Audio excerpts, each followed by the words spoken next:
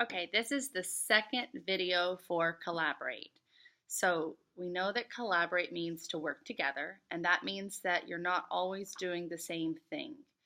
So some people have already started making a grid of an artist that has made a change in the world. And the four artists that I chose for you for this project were Louis Armstrong for music, Lin-Manuel Miranda for theater, Frida Kahlo for visual arts, and who am I forgetting? Isadora Duncan for dance.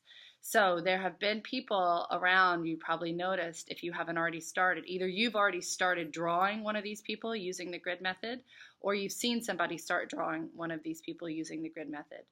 So the other option, if you don't want to draw the person, you should collaborate with someone who's drawing.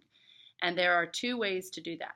First, you need to find someone who's already on their way drawing the grid method, and you need to do two things. That person needs to have two things done. The first thing is that they need a name made for their artist. So if they're drawing a picture of Frida Kahlo, you could make the name Frida Kahlo so that when we display the art, it's very clear who the artist is. So the second thing is there's a quote that goes with each artist. So actually the first thing is labeled A, all right, that's the quote, and the second thing is labeled B, and that's the name. So for the quote, there are four quotes. There's one for Lin-Manuel Miranda, there's one for Frida Kahlo, there's one for Isadora Duncan, and then there's one for Louis Armstrong. So let's say you go up to someone who's doing Louis Armstrong and you say, I want to write the quote out for Louis Armstrong. You can read the quote, make sure you understand it. Then you have to look at the size of their drawing. So if they're doing a really small drawing, the quote should be on a small piece of paper. If they're doing a really large drawing, the quote should be on a large sheet of paper.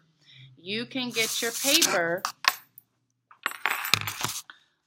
over here. So if you notice, there's different colors here where the paper are. So if you have to talk to the person who's drawing and decide what color paper do you want to use. All right, there are scissors here in the white bin for you to use. There's all colors, and there's white paper here. This is where the large paper is. You can use this paper to cut the size that's going to make sense to make the quote. So once you talk to the person and you've decided the size, you'll cut the piece of paper to the size that it needs. Then you'll read the quote and you'll either write it with marker or you'll write it with colored pencil or ebony pencil, whatever you decide to use to make the quote. And the quote will go underneath the person's drawing when it's displayed. Above the drawing will go the name. So you can either do the same thing, use the paper that you need to make the name very interesting. You can use the books to look at lettering to see if there's some interesting lettering you want to use to write Frida Kahlo, all right, or Lin-Manuel Miranda or Louis Armstrong or Isadora Duncan, whoever it is you've done, all right, you can do that. Or you can use the stencils. So I have some stencils here, and you'll notice that these stencils are used up there. It says We Are James Lick. This is how we made the We Are James Lick sign.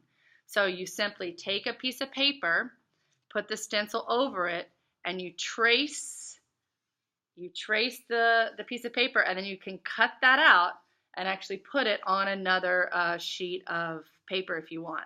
So if you look at the We Are James Lick, there's purple on black. You'll see that I traced it in purple. We cut the purple out, and then we glued it on a black sheet of paper. I will also put glue out for you today so that you have glue to use. They will be in the regular supplies. Okay? There is a third option, but that is only if a computer is available. The third option for Collaborate is to do research about one of these artists and write a paragraph or type a paragraph about why that artist changed their art form. What did they do that was so special? Why did Ms. Pickenball say, here's a change maker? All right.